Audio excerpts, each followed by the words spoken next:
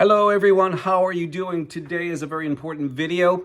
It's about COVID leaked from China lab, Department of Energy states, and Daryl Guberman, QA expert, explains.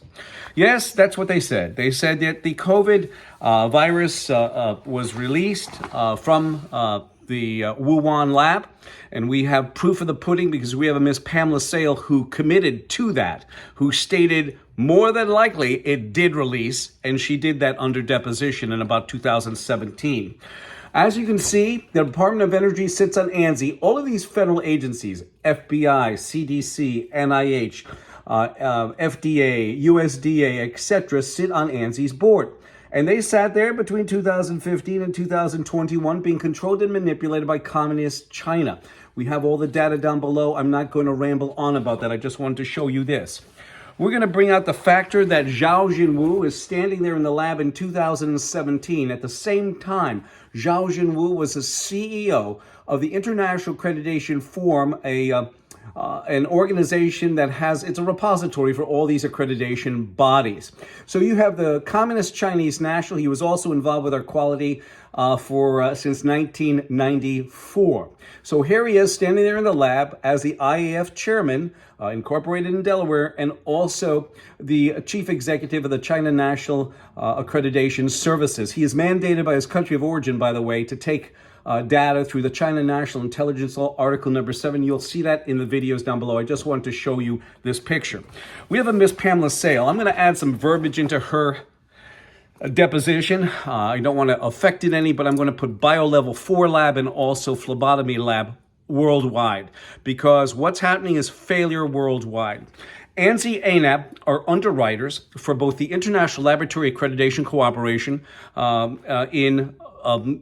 they are located in Australia, and the International Accreditation Forum located in Delaware, incorporated in Delaware. They are the underwriters. So anything that happens in the lab in Wuhan, ANSI-ANAB are responsible. And here this goes. You have Pamela Sale under deposition 2017 gave this. One of the issues is that there are no commonly agreed upon set of standards that forensic labs, bio-level 4 labs, phlebotomy labs around the country have to follow. Instead, there are informal guidelines that labs can choose to follow or not, which means they're issuing a certificate that is no more than a badge of honor because it's not working. We saw it in Wuhan, China, the failure there, and she basically admitted to it. We have a specialist here, a Mr. Charles Lieber from Harvard University. Harvard kept quiet like a mouse, but they were getting about $10 million, I think, or better from China, donation or whatever.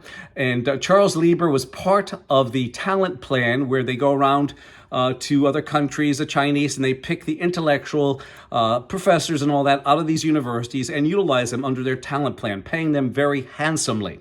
Okay, I think he was making like $1.5 million. Make a long story short, here is his actual contract, the talent plan contract. He also got all kinds of awards. Now, Charles Lieber was the head of the chemistry department at Harvard. He got arrested right after COVID broke and started to spread into the United States. He was swooped up like nobody's business because I didn't think they wanted him to talk. Okay, he had accolades from the IEEE and NIH awards. He's a specialist in nanotechnology. That means nanotechnology is smaller than a hair, ladies and gentlemen. I think a hair is 4 thousandths in thickness. It goes smaller than that. Well, he is a specialist in both biological and electronic nanotechnology, and he is probably the mastermind of the whole forging of the COVID deal. So we're going to go a little bit further because you have Anthony Fauci, who got questioned under inquisition from Senator Rand Paul about gain-of-function research. Well, gain-of-function research, Anthony Fauci said no, but you look at different articles, and there's, I think, $3.8 million was given to Wuhan, China for research. Also, in China is the CDC and NIH offices working hand in glove with China. Well, here we go. Here goes the proof of the pudding, business owners, my fellow citizens. This came out of a Chinese booklet, technical booklet. I'll gladly send it to you. And it states that upcoming events, second China-U.S. workshop on challenges of emerging infections, laboratory safety, and global health security.